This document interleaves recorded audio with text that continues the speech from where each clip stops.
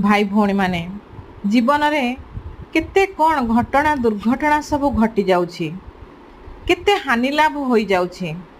आ जीवन में से भली घटिबा मध्य स्वाभाविक, किंतु सही सब घटना पाई आमे माने अनेक समय रे चिंता करी बसी थाउ। केते दुख सुख ए जीवन रे लागी रही। केउठी स्वामी नथिबे तो आउ केउठी पुओ नथिबो, केउठी पत्नी नथिबे तो आउ केउठी बंधु बांधव नथिबे। केतेबेले प्रचुर धन मिलिथिबो तो आउ केतेबेले सबु चाली जाइथिबो। ए सबुर मिलन विच्छेद आम जीवन रे लागी रही थाए।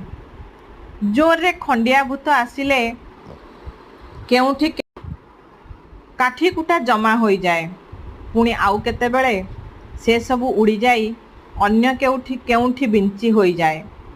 एथिरे बा नुआ कथा कौन अछि? संसार रे सबु किछि आसे ओ चाली जाए। तेणु एथिपाई